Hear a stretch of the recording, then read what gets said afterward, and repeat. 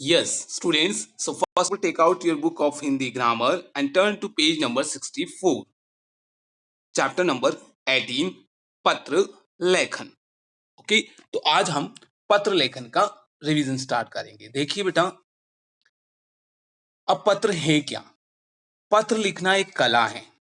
अपने विचारों को लिखित रूप में व्यक्त करने का सशक्त साधन है. मीन्स पत्र लिखना भी एक कला है अपने आप में.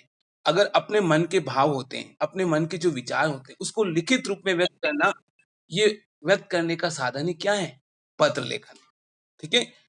आज से कहने का मतलब प्राचीन समय में, आज तो मोबाइल्स, टेलीफोन, है ना, फैक्स, न जाने कितने ही इलेक्ट्रॉनिक साधन हो गए हैं, है ना. लेकिन प्राचीन समय में क्या होता था, एकमात्र लोग अपने विचारों को अभिव्यक्त करते थे अपने रिलेटिव, अपने रिश्तेदारों, अपने सगे संबंधियों, अपने मित्रों को. किसके माध्यम से? पत्र के माध्यम से. पत्र लिखते थे, अपने विचारों को व्यक्त करते थे, फिर वो पत्र जाता था, 2-3 दिन के बाद पहुंचता था, फिर उनको सूचना मिलती थी, वो पढ़ते थे, फिर उसका रिप्लाई देता, ऐसा करके 2-3 दिन और लग जाते. ऐसा करके 6-7 दिनों में वो अपने विचारों को आदान प्रदान कर पाते थे. आज तो एक सेकंड, चंद सेकंड में हम चाहे अब्रोड में बैठे हुए व्यक्ति से अपन बात कर सकते हैं, उससे वीडियो कॉलिंग कर सकते हैं, उससे फेस टू फेस बात कर सकते हैं, है ना.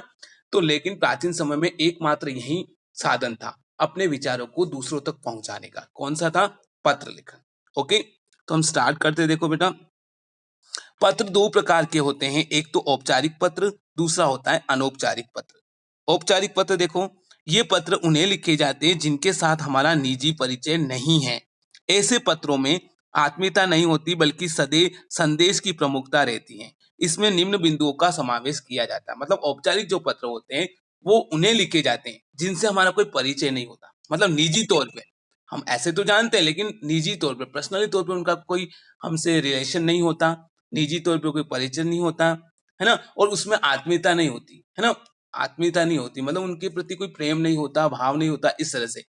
और बल्कि इसमें केवल हमें मैसेज या संदेश पहुंचाने की प्रमुखता रहती है. हमें, यानी इनको लिखने के लिए हमें किन किन बातों का ध्यान रखना चाहिए? सबसे पहले प्रेषक का नाम, उसका पद और उसका एड्रेस. फिर उसके बाद में डेट, फिर जिसको पत्र लिख रहे हैं उसका नाम, ठीक है, और उसका पद और उसका एड्रेस, मतलब पत्र लिखने वाले का भी नाम. फिर संबोधन, है ना, संबोधित वर्ड आते हैं ना, आपको पता है, प्रिय पिताश्री, प्रिय पिताश्री, ये संबोधित वर्ड है. ठीक है, आदरणीय महोदय जी, इस तरह से. फिर विषय जिसके बारे में लिखा जा रहा है, फिर उसके बीच में जो मैसेज लिखना है वो, फिर लास्ट में समापन के बाद में, है ना. फिर उसके बाद में आवेदक यानी जो लिख रहा है उसका नाम, हस्ताक्षर और लास्ट में पद. इस तरह से ये आपके औपचारिक पत्र होते हैं. ठीक है. नेक्स्ट, अब जैसे देखिए, औपचारिक पत्र का नाम प्रारूप दे रखा है, आपको दिख रहा है, ये इस तरह से होता है. सबसे पहले प्रेषक का नाम आ जाएगा, उसका एड्रेस, फिर उसके बाद डेट, फिर जिसको पत्र लिख रहे हैं पाने वाले का नाम, उसके नीचे उसमें संबोधन वर्ड आ जाएगा, महोदय या लेडीज है तो महोदया. फिर उसके बाद में सब्जेक्ट यानी विषय आ जाएगा, किसके विषय में आप लिख रहे हैं. फिर बीच में आपका मैसेज जो लिख रहे हैं वो आ जाएगा. फिर लास्ट में संबोधन वर्ड, मतलब समापन पे लिखते हैं ना, धन्यवाद, इस तरह से. फिर उसका नाम, लिखने वाले का हस्ताक्षर और नाम, पद आ जाएगा. अब हम पढ़ते हैं, हमने औपचारिक पत्र का नमूना, यानी अवकाश के लिए प्रार्थना पत्र या अवकाश के लिए प्रधानाचार्य को प्रार्थना पत्र, यानी प्रिंसिपल को आपको छुट्टी चाहिए, अवकाश चाहिए, उसके लिए आप एप्लीकेशन राइटिंग कैसे लिखते हैं, जिसको प्रार्थना पत्र कहते हैं हिंदी में, देखते हैं. देखिए, सबसे पहले हमने बताया था आपको प्रेषक का नाम, है ना, जो भेज रहा है, जो लिख रहा है उसका नाम, तो रोशन आ गया यहाँ पर.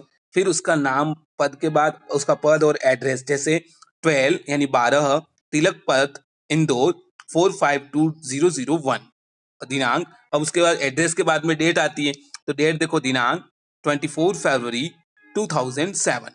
ठीक है, यानी 24 तारीख को, 24 फरवरी 2007 को लिखा जाए, यानी पत्र जब लिखा जा रहा है उसकी डेट. फिर उसके बाद में क्या आ जाता है?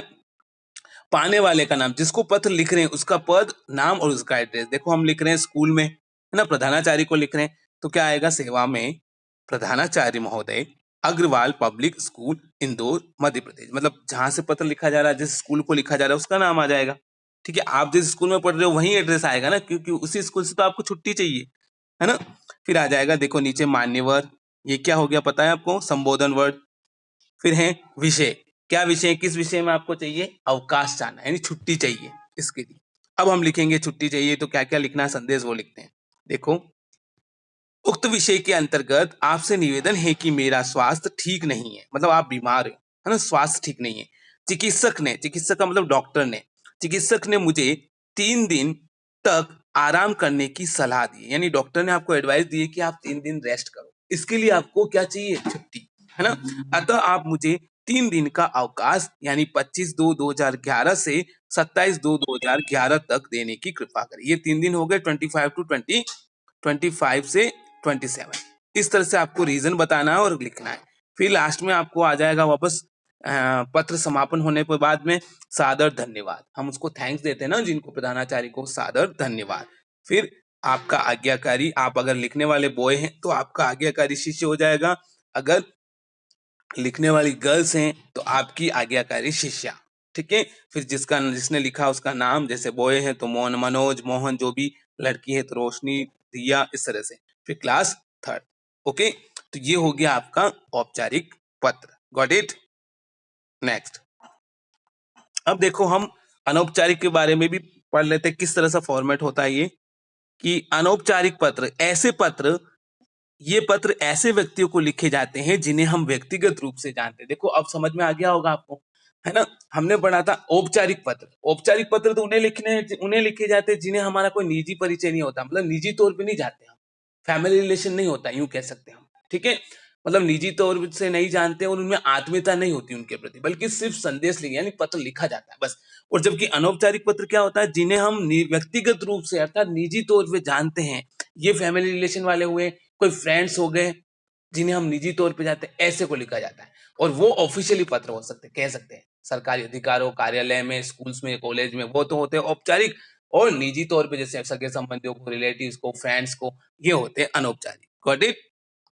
इसमें किसी प्रकार की औपचारिकता नहीं होती, अपने मन के सुख दुख का ब्यौरा रहता है। इसमें निम्न बिंदुओं का समावेश किया जाता है, जैसे प्रेषक का नाम पता, वैसे ही उसकी तरह दिनांक आ जाती है, पाने वाले का नाम पता हो जाता है, संबोधन आ जाता है, अभिवादन आ जाता है, संदेश आ जाता है, समापन आ जाता है, आपका आज्ञा, आपका स्नेही, आपका मित्र, हस्ताक्षर नेम, लगभग लगभग सब वही पॉइंट है। ठीक है बेटा? और ये इसका फॉर्मेट बिल्कुल वही चीज है बेटा जो हमने पढ़ी थी बस। ठीक है? बस ये फर्क है कि वो पत्र सरकारी विभागों, कार्यालयों, स्कूल, कॉलेज ऐसे में लिखा जाता है, और जबकि ये हमारे रिश्तेदारों, सगे संबंधियों, मित्र को, जिन्हें हम निजी तौर पे जानते हैं, और इसमें सुख दुख व्यक्त कर सकते हैं, अपने भावों को व्यक्त कर सकते हैं। ओके बेटा? तो ये आपका पत्र लेखन भी कंप्लीट हुआ। ठीक है? आपके पत्र लेखन में हमने करवाया था आपको औपचारिक पत्र, है ना? पेज नंबर 65 जो हमने पढ़ा था, तो आपको वो अच्छे से लर्न करना है। और पत्र कितने प्रकार के होते हैं, ठीक है, ये जो आई है डेफिनेशन जो हमने रिवीजन करा, ये आपको अच्छे से लर्न करना है। ठीक है बेटा? Okay, okay.